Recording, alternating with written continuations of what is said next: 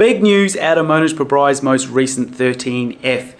It's coming into 13F seasons where we get to look over the shoulders of some of the best investors in the world, and on November 12th a whole batch of 13Fs got released, and one of those was Mohnish Pabrai. And in this most recent quarter we see that he sold 77% of his Alibaba position. Now look, I'm not going to lie, I was pretty surprised to see this.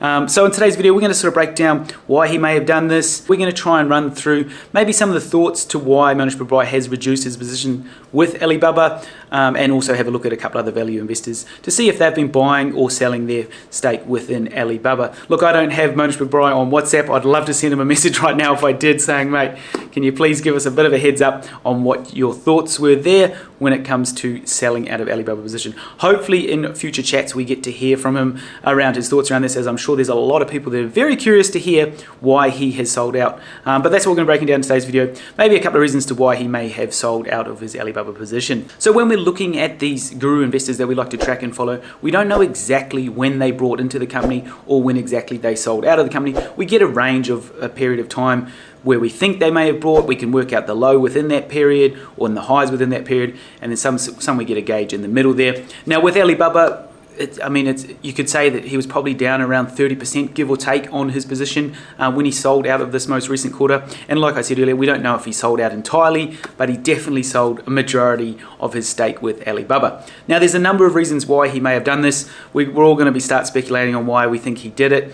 Hopefully in future chats Mohnish sheds a bit more light on it, which will probably put a lot of us at ease. But look, there's a couple of different reasons he may have sold out of his Alibaba position.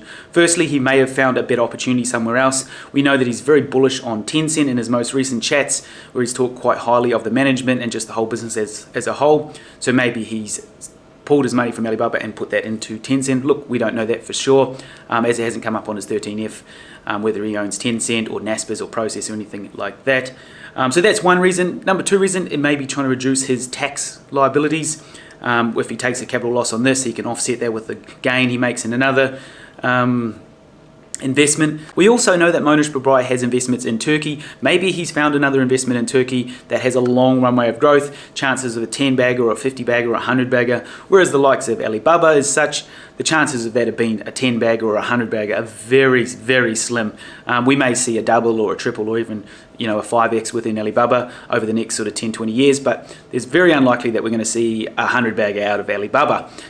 So maybe he's found some better opportunities in Turkey that he's happy to deploy that capital over there to try and get better gains in the future. As we know that he's looking for these long-term compounders that he's been discussing in some of his most recent chats as well. Now these are just some of the speculations that I've sort of been racking over in my head to why he may have sold. I'd love to hear from you guys. What do you think his reasoning is behind selling down such a big stake within Alibaba, whereas in the previous 2 quarters he was very bullish on it and he was adding to his position. And we even saw in the same quarter, we've seen Charlie Munger add to his Alibaba position where he almost doubled his stake with Alibaba. So we can also see on his latest 13F that he added 1.75% to his Micron position, which is his biggest holding within his US portfolio. He didn't do anything with his Heritage position at this stage. So now we're going to have a quick look just to see what other investors have been doing with Alibaba. Have they been buying more? Have they been selling? So let's jump on over to Data Rover and have a quick look at what other investors have been doing with Alibaba. So we can see at the top of the list there, Greg Alexander, he has reduced his position by 5.71%. Charlie Munger, we all know he added to his position as well, so he added 82.71%. Then we got Mohnish Pabrai reducing 77.83% of his position with Alibaba. And if we just travel down the list, there's been a few people adding to the list. We've seen Bill Miller here, he's added 39.62% to his position. Thomas and Russo added 30.69%. Tweety Brown added 700% to their Alibaba position. And also Stephen Romick from FPA Crescent Fund, which I'm not familiar with, but he added a staggering 729% to his Alibaba holding as well. And then we've got Bruce Berkowitz adding, he brought into the Alibaba position as well. So there's been a few people reducing it, a few people adding it over this most recent quarter as well. It's always good to see that not all the 13Fs have come through yet, but that's what we can see at this point in time. Me personally, I'm not going to be selling out of my Alibaba position at this stage. I'm still very happy with my investment with Alibaba, but it's definitely, I'm not going to lie, it was a big surprise to see Mohnish Pabrai reducing his position with Alibaba.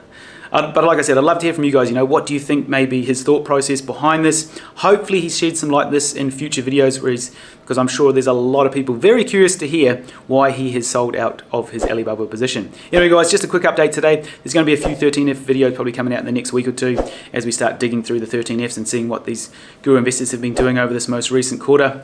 Till next time, stay safe and we'll catch you in the next video. Cheers guys.